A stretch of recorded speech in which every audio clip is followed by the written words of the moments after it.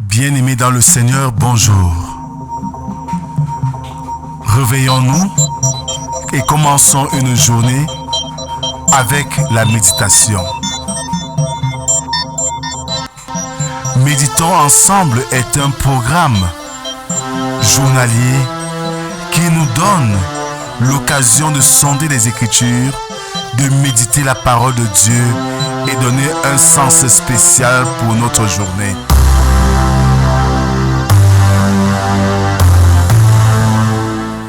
Méditons ensemble est disponible sur les plateformes numériques.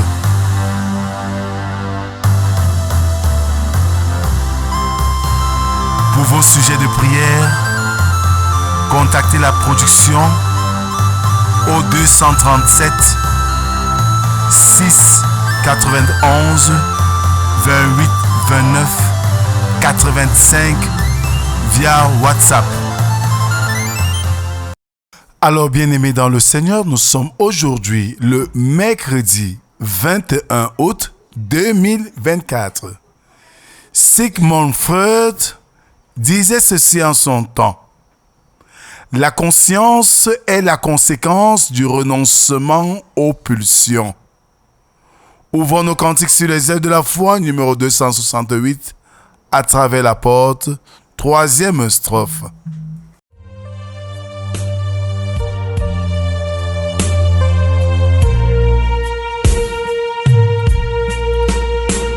Riche et pauvre, grand et petit, d'un pôle à l'autre pôle, pour tous les humains rétentis, la divine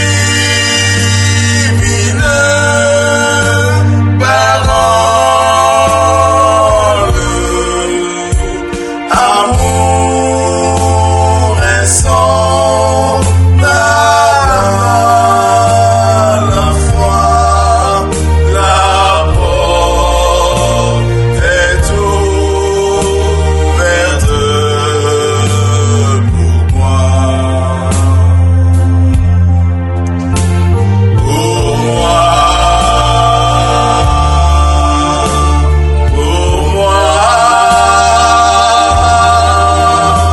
est ouverte pour moi. Somme 4. Quand je crie, réponds-moi, Dieu de ma justice. Quand je suis dans la détresse, sauve-moi. Aie pitié de moi, écoute ma prière. Fils des hommes, jusqu'à quand ma gloire sera-t-elle outragée? Jusqu'à quand aimerez-vous la vanité? Cherchez-vous le mensonge? Sachez que l'Éternel s'est choisi un homme pieux. L'Éternel entend quand je crie à lui. Tremblez et ne péchez point. Parlez en vos cœurs sur votre couche, puis taisez-vous.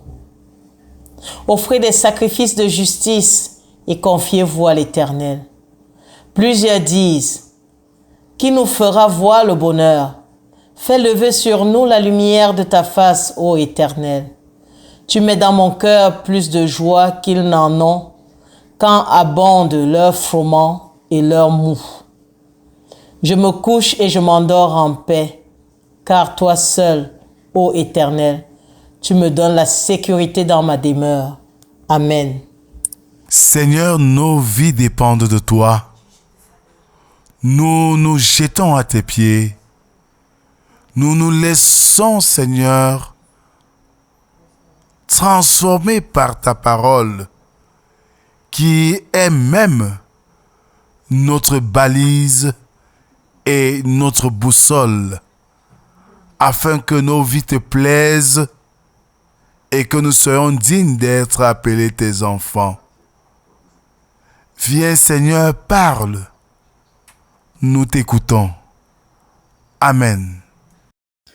Marc 8, les versets 34 au chapitre 9, verset 1. Puis, ayant appelé la foule avec ses disciples, il leur dit, « Si quelqu'un veut venir après moi, qu'il renonce à lui-même, qu'il se charge de sa croix et qu'il me suive. Car celui qui voudra sauver sa vie la perdra. Mais celui qui perdra sa vie à cause de moi et de la bonne nouvelle la sauvera. Et que sert-il à l'homme de gagner tout le monde s'il perd son âme?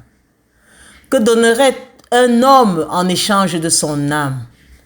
Car quiconque aura honte de moi et de mes paroles au milieu de cette génération adultère et pécheresse, le Fils de l'homme aura aussi honte de lui quand il viendra dans la gloire de son Père avec les saints anges.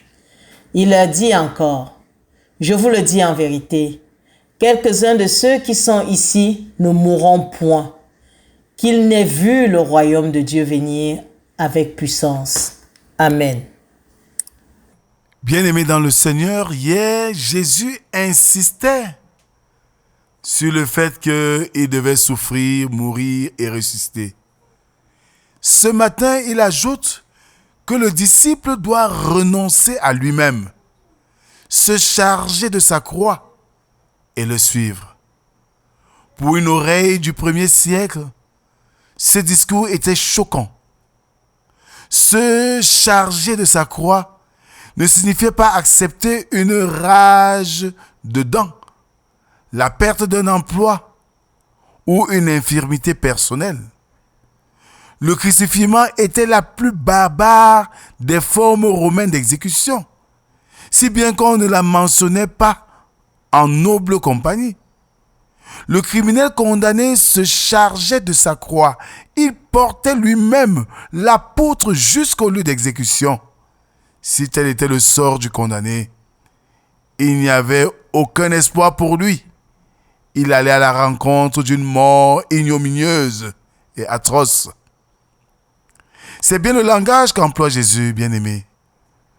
Tous les disciples doivent savoir que suivre Jésus implique le renoncement à ses propres intérêts. Il nous revient aussi de reconnaître que suivre Jésus, c'est renoncer tous nos intérêts.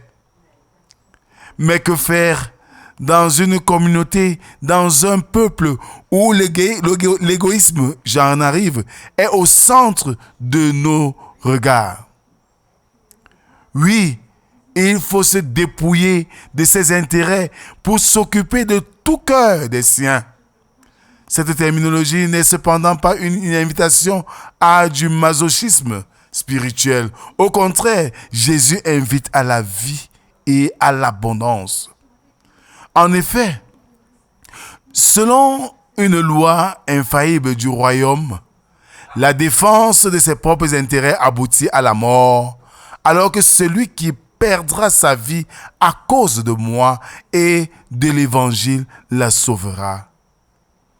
Pour une minorité seulement, cette exigence ira jusqu'à la perte de la vie physique. Mais pour tous, elle signifie la mort à soi-même, l'attachement à Jésus.